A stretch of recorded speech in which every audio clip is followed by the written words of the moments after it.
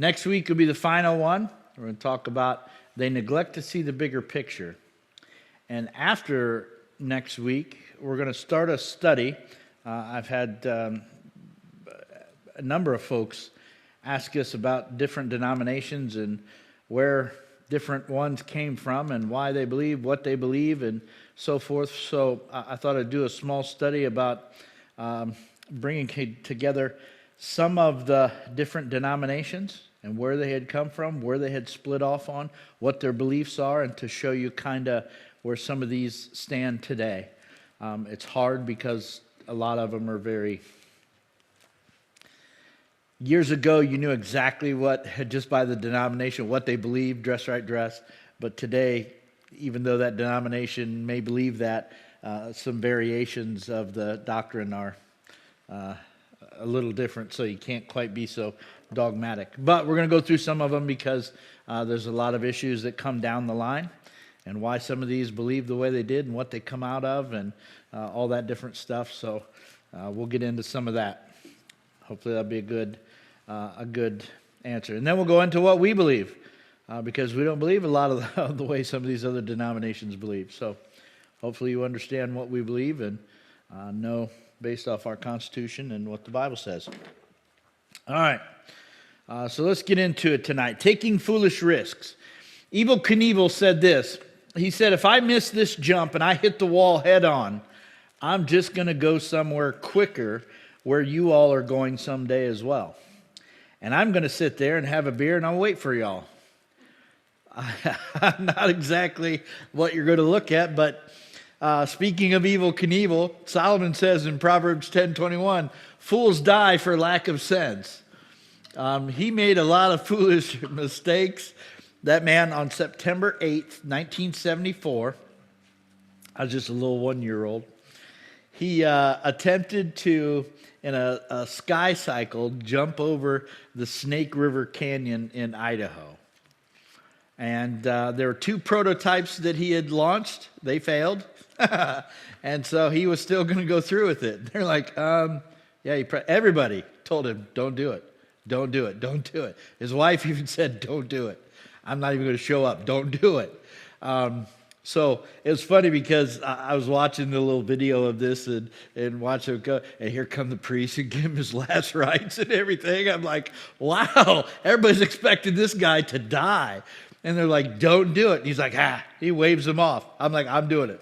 I'm like, that's a pretty foolish risk. The one guy who was supposed to be the safety director said that the wind was blowing back against him too hard you're not going to get over it, even if you do get up to speed. He was supposed to get up to 300 mile per hour. I think it only was at 280 or 260 something, 68 or I forget. But it didn't last. So anyway, he takes off and it's just like everybody just standing there like in shock because they're like, just cancel this whole thing. And he didn't do it. So as soon as he jumped the ramp and as he was on his way over, something happened. And the chute pulled automatically. And it stopped him from even making progress. And so as the rocket began to start to drift down, the wind pushed him back, and he actually landed on dry ground.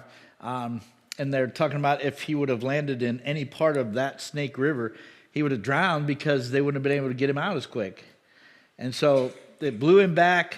He landed on dry ground, saved his life, and he never attempted that one again. Excuse me. When you talk about stretching the limits when things aren't quite good judgments, we probably shouldn't take foolish risks. And when we talk about something like that, just like Evel Knievel, Samson was no different. So if you got your Bible, open to Judges chapter 16. Judges chapter 16. Samson makes some bad judgments. And in Judges 16, he had just come out of the marriage with the woman from Timnah. And so all the men tried to get him in a trap, and then he owed them the 30 pieces of clothing and all the stuff. And then they got mad, and he used the fox's tails and burnt down all their crops. And so then they burnt his father-in-law's house with his wife in it. And, the story, and you're like, man, maybe you could learn from that. But he didn't. And so in Judges chapter 16, verse 1, it says, Samson went down to Gaza, and there he saw a prostitute. And it's like, man, buddy, what? That's just foolish right there. And he went into her, and the Gazites were told, Samson has come here, and they surrounded the place, and they set an ambush for him all night at the gate of the city. They kept quiet all night, saying, let us wait till the light of the morning, and then we'll just kill him. But Samson lay till midnight, and at midnight he arose, took hold of the doors of the gate of the city, and the two posts, pulled them up, bar and all, and put them on his shoulders and carried them to the top of the hill that's in front of Hebron. And so it raises the question this, why would he wake up at midnight? I don't know, reading that just gives me all kinds of questions. So they come to kill him, so they're trying to be quiet. They're waiting at the gate, and they know that he's there. So why does he wake up at midnight? But Samson lay till midnight. I don't know, maybe he was just laying there. Maybe he wasn't asleep. Doesn't say he was actually sleeping. He was just laying down till midnight. Mine says lay low. He laid low? Huh. Was that King James? New King James? Okay. You got the King James, Susie? Yeah. What does it say? Same thing? Verse, what is that one? 3. Laid till midnight.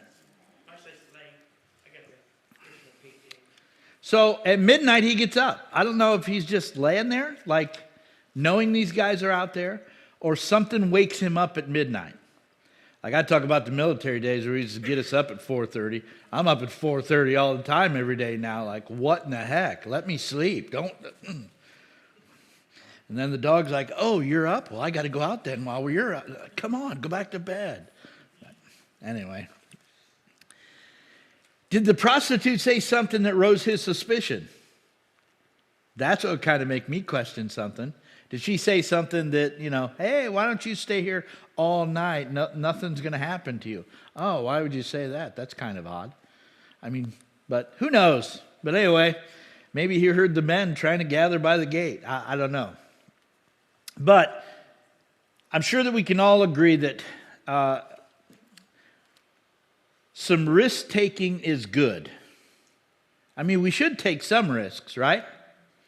We take risks in our military to defend the freedom of America, right? We talk about grace and so forth. Yes, sir. What does it mean by come past him? The way mine reads, saying say that again. Okay, it said they come past him in, and they wait for him. So what's the word come past? Encompassed. Yes, surrounded. They surrounded. I'm sorry. Oh, no, that's okay. Yeah, they surrounded him. They were waiting to take him from every angle so he wouldn't be able to escape. But he must have known then. Yeah, I would say, but I don't know how he would have known. But anyway, he escaped. How'd he get away from them? They were out there by the gate of the city, and he just ripped it up and took it out. Were they sleeping too? Maybe they fell asleep. I don't know. Maybe he waited for them to fall asleep, and that's why he did it at midnight. It's just, I don't know.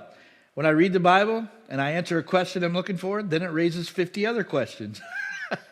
And sometimes you'll never get the answer. But when we're talking about taking risks, not like Evel Knievel or Samson, but there are some that are necessary risks. We say like, military. These are good risks. Military, we're to defend the freedom of America against any enemy, foreign or domestic. Firefighters, they take risks going into houses that are on fire and trying to rescue people and so forth. They take risks every day. I was having lunch with a firefighter that they had come in because they were 1 month they were doing religious organizations just to see the layout of a building in case they have to come here. They want to make sure that they're prepared. And so a couple of the local ones that are close here, they come in, and there's about 25 guys, and I'm walking them through, showing them where things are. So if they ever have to come in here and it's smoky, they have some type of remembrance of what this place looked like. And it was an old friend that I went to high school with. And it was a beautiful reunion, and he invited me to lunch, and we went to lunch, and it was awesome. He got saved, his wife saved. He goes to Berean, and just we talk about a beautiful story, of catching up and everything. But he had talked about some folks that we went to school with. He had to Narcan them so many times, and they kept going back and going back. And he said, eventually, I found him, and it was too late. There was nothing we could do. And this was 3 or 4 of the guys that we went to school with. I'm like, man, could you imagine that? There's risks in everything that we do. Cops take risks trying to keep criminals off the streets. Risk takers invest new ideas. They spend money that could be life-changing advances, especially in science and technology. But I think we'd agree that there are some risks that are okay. There are some good risks that we should take, not like foolish risks. And there are occasions that you can take, some you have to take over your health, over your reputation, your job, your marriage. And there's other habits that you're going to play with fire. Solomon said in Proverbs 6, 27, 28, can a man carry fire next to his chest and his clothes not be burnt? Or can one walk on hot coals and his feet not be scorched? Think about Evel Knievel. Over the course of his career, he broke over 50 bones in his body. He had over 14 surgeries to repair, replace, or put steel rods, screws, plates, pins, you name it, into that man's body. Some of those bones he broke more than 5 times of the same bone. So I'm like, man, you break one bone, I ain't doing that again. But you take foolish risks, you're going to have consequences, right?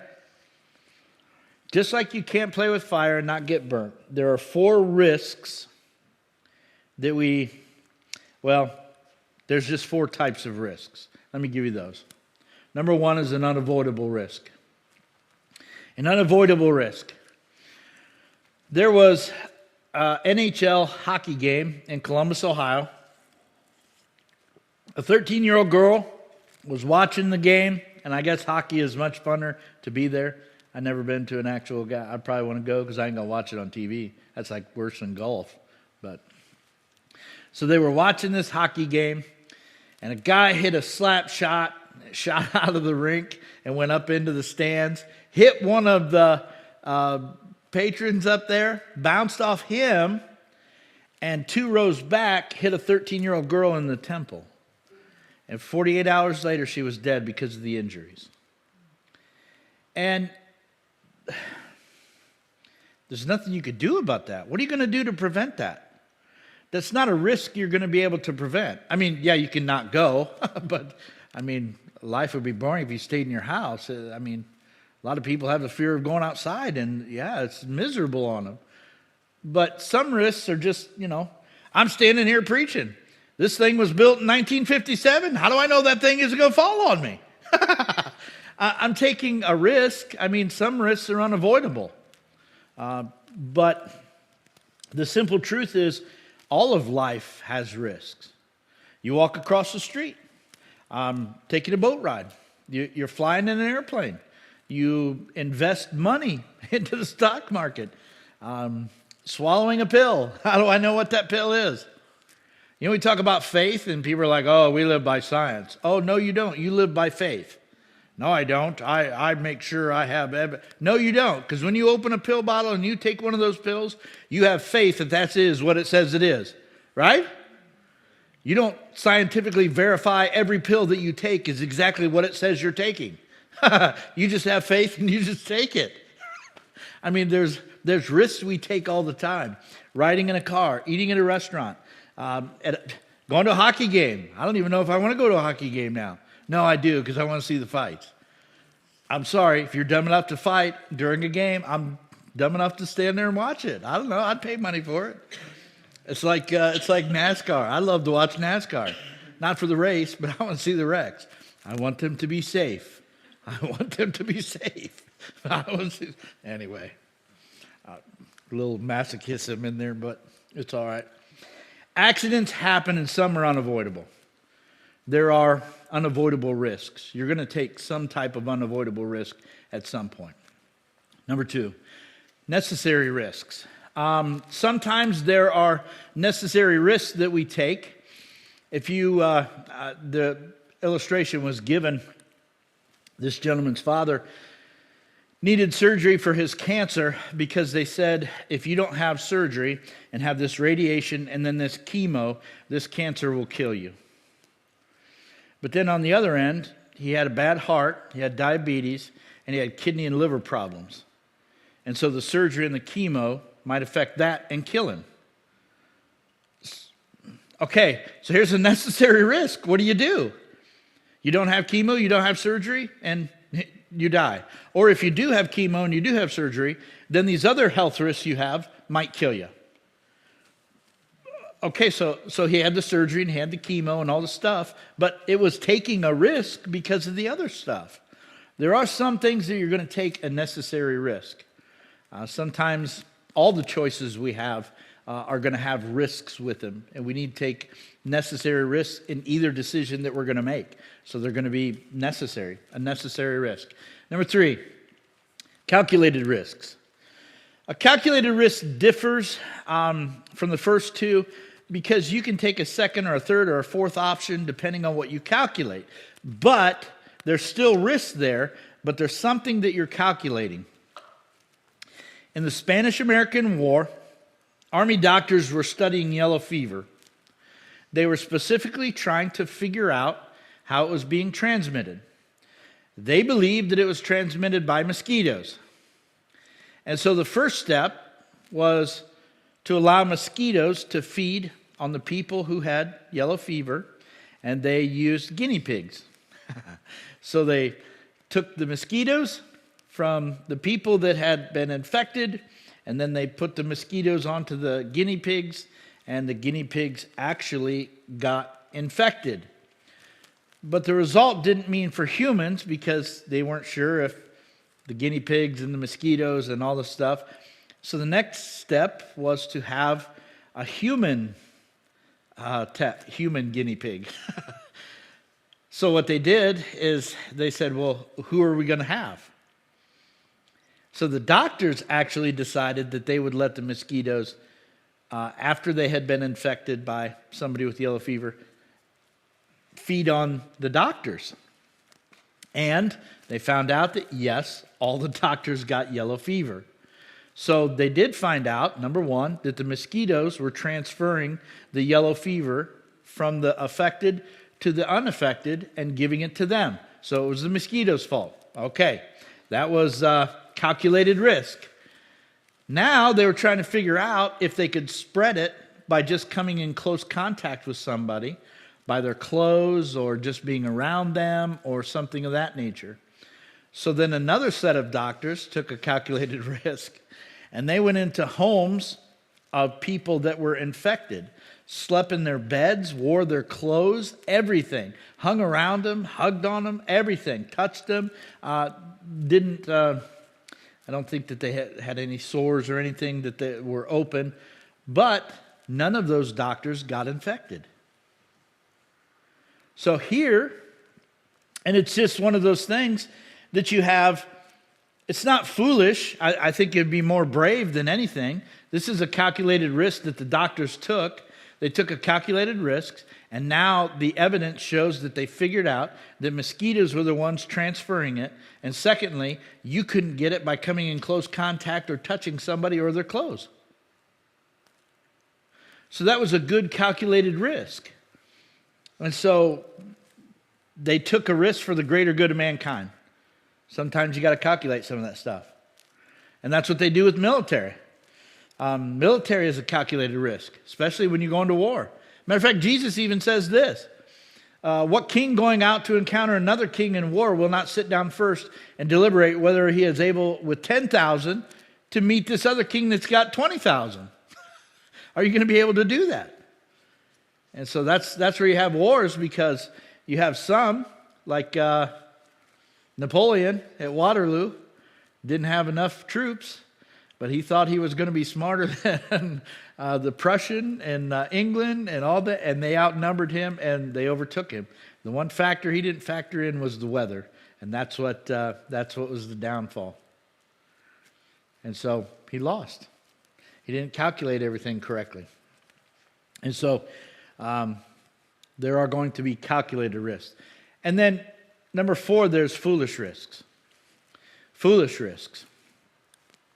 MSNBC had a story about, it was in the state of Delaware, in an apartment complex. There was a foul smell coming from one of the apartments. And so the neighbors called the cops, and the cops, came to do a health check on him. And they opened the door to see a 45-year-old man laying on the floor, dead, with 8 rattlesnakes and 4 cobras laying over his body. Now,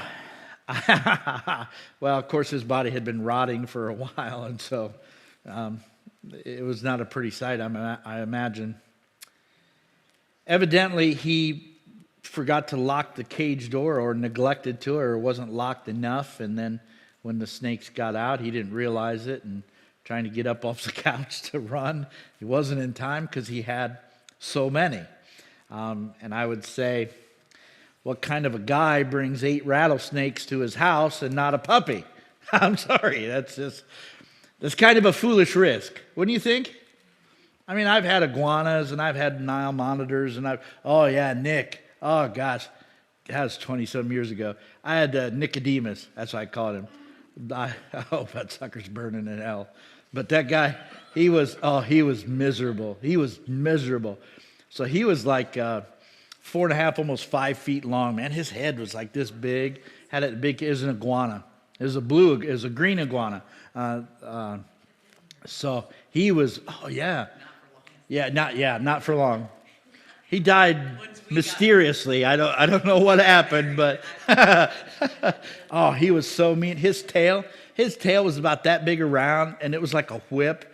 And you'd have to, like bathe him and stuff, and get the loose skin off. You have to put him in the tub, and you have to feed him. Oh man, he would whip that thing, and man, it's like and they were paying attention. You're trying to give him bananas and stuff. Oh, here you go. He bites your finger, just rip your flesh off, and Anyway.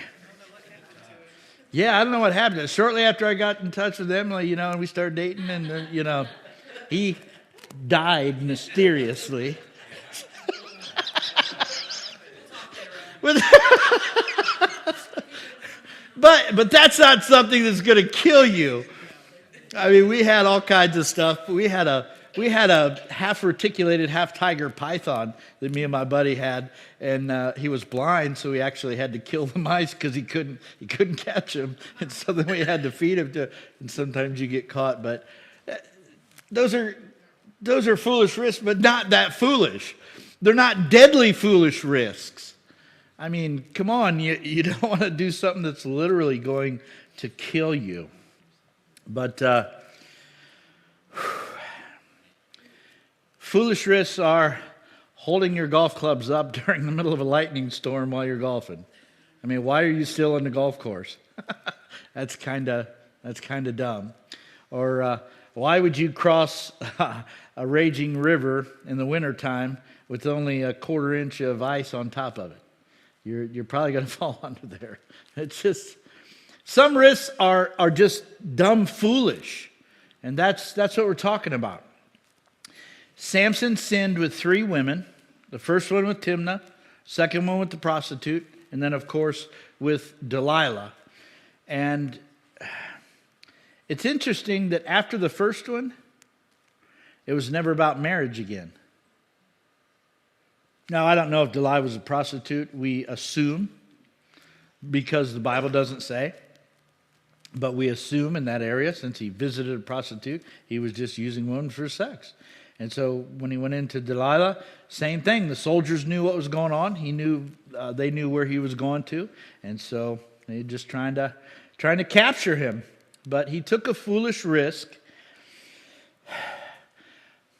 How do I want to say this? Here's something to think about. A foolish risk is still a foolish risk, even if you don't get caught. Right? Or hurt, yeah. A foolish risk is still a foolish risk, even if you don't get caught or hurt. Yeah, that's a good addition. And so, when we talk about risks, there ought to be 6 questions that could save your life. I'm going to save your life right here. Number 1. Are the rewards worth as much as the consequences might cost you? Are the rewards worth as much as the consequences might cost you? You know, he just wanted to sleep with women, and it cost him his life. Is it worth it? And that even goes for people today. There was speaking in NASCAR, I forget the gentleman's name, died of AIDS. He was an upcoming rising NASCAR back in the 80s, and yes, thank you.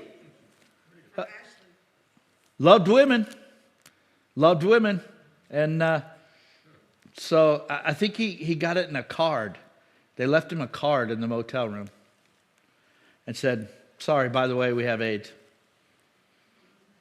Had AIDS, lost his career. Was a young guy. I forget how young he was, but he's 30-something, I think.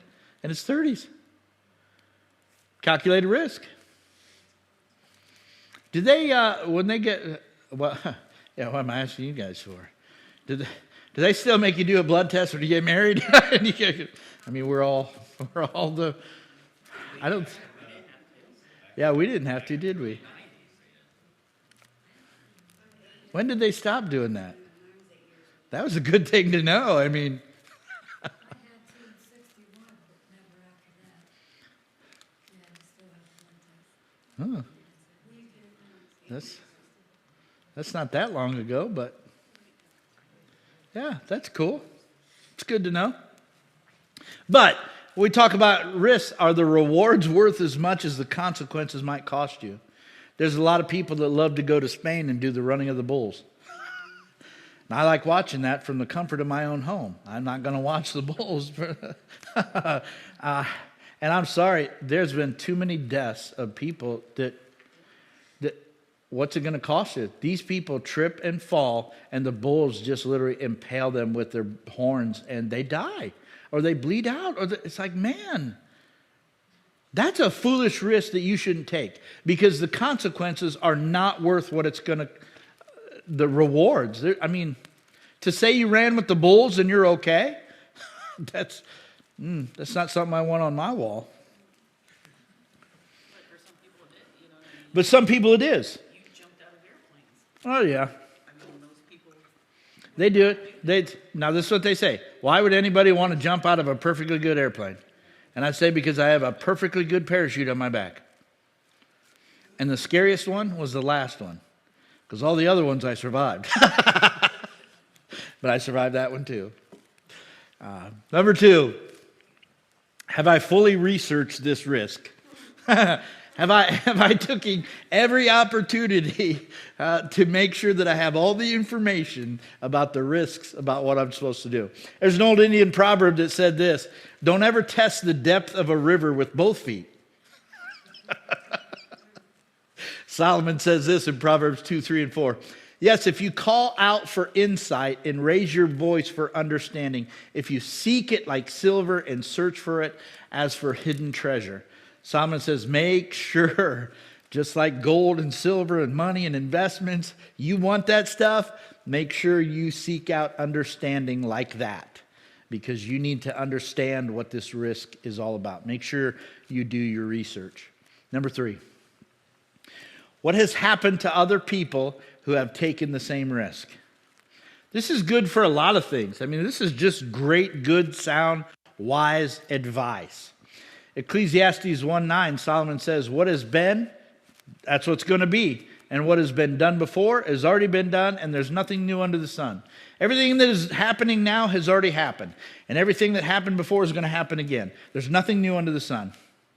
So when you talk about taking a risk, how did it affect other people?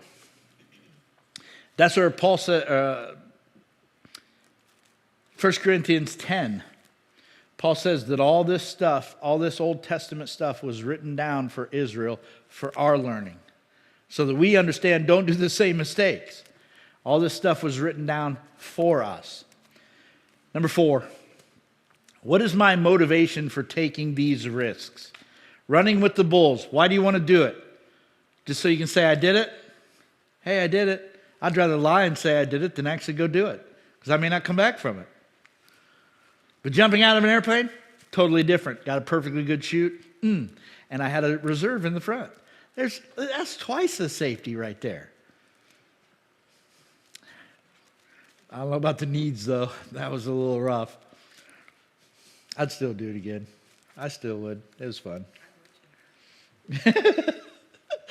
In 2 Samuel 23, we see David's hiding out in a cave. And he wanted some water from a well in Bethlehem, which I think they were,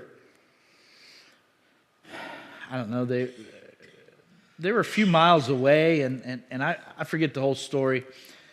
But the Philistines were surrounding them, and it was almost impossible for them to leave the cave. And just like people think out loud sometimes, and they just kind of, say stuff, and they're like, "Oh, I'm just thinking out loud." And David says this out loud. Oh man, what I wouldn't give for just some water at the well at Bethlehem. Man, that'd be so refreshing right about now. And so, two of the guys that are in the back of the cave, they listen to that. And so what they do is they set out, despite the risk with the Philistines, they set out for Bethlehem, and they go get him some water and bring it back to David. And you're like, wow, that is a foolish risk. But if you understand why they did it because they loved David so much. That's something to think about. Are you the type of character and the person that somebody would take a foolish risk to do something for you? What's that? David dumped it out because they did. Yeah, I know. And that's when you just throat punch him because you did all that work for nothing. But anyway. What? But they did it because they loved David. That was the whole principle. And so, what is the motivation for taking that risk? Is it worth it? Number 5, what will my life be like if I don't take this risk? Now, this is one that was kind of hard. A guy named Rob Hall in the, I believe it was late 90s. He was a mountain climber, and he was doing an expedition on Mount Everest. And the temperatures dropped to minus 140. A big storm blew in. Man, it was like a whiteout. It was blowing like sideways. And so they're up on Mount Everest, and the air oxygen is real thin. And so Doug Hansen, he was a novice climber, and he was suffering from the effects of frostbite, and they were trying to get back to camp, and then he became numb, and he was so tired he couldn't go on. And so at that moment, Rob had to make a decision of what he was going to do. Could he go? He could make it back to camp and save his own life, or was he going to stay with Doug and try to help him? And so the mindset was this, and they always go back to it. His wife goes back to it, where his expeditions were this: I don't leave your side until I bring you down the mountain. And so what happened was that was his mindset. I will not leave you until I bring you back down this mountain. And so what he did is he did not leave Doug's side. And the next morning, both of them were froze to death. And so actually, if I recall the story correctly, his body is still up on Mount Everest. His wife said leave him up there because that's what he would want. And so his body is still up on Mount Everest to this day.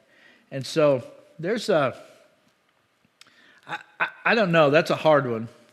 But he decided to stay with somebody because that was his motto. I won't leave your side until we're off this mountain. And so he didn't. He was a man of his word.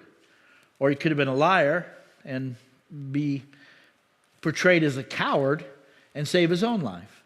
I mean, what would you do in that situation? Well, you wouldn't have taken that dumb risk anyway.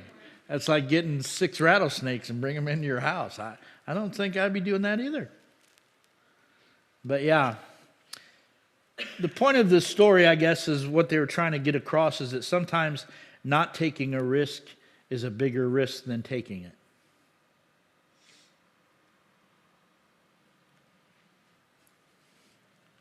Number 6, what does the Bible say about what I'm thinking about doing? And I think sometimes that a lot of people don't go to this one. This is probably the most important. What does the Bible say about it? Or is there a principle found? Is there a verse found? Can I find something? We talk about minefields. Man, people that go through minefields and there's always like a map of where they're at so you don't blow up. We need the path of which way to go. And that's what God's word is for us. We talk about that in Psalm 119, 105. Your word is a lamp to my feet and a light to my path. It's a map of where I'm supposed to walk and where I'm not supposed to walk. And so I don't need to get too close to the edges because I might fall. And so life sometimes is like the minefield. We need to stick to the word of God to keep us on the right path. Unfortunately, strong people, they fail to give the word of God any type of attention that it deserves. And so we suffer consequences for our own foolishness. But when assessing risks, make sure it's not foolish. Make sure the reward outweighs the consequences. Make sure you have done your homework. Make sure you research everything you need to. Make sure you know what's happening to what has happened to others that have taken the same risks. And make sure your motivation is pure. Make sure you've looked at all options. And make sure you've consulted the Word of God. Any questions? That's a lot of stuff there. That's good. Sometimes common sense is good information, but sometimes people don't have common sense either. And a lot of the same stuff, that's what Solomon says. These things have happened before, and they're happening now because people don't learn from the past. If you don't learn from the past, you're destined to what? Repeat it.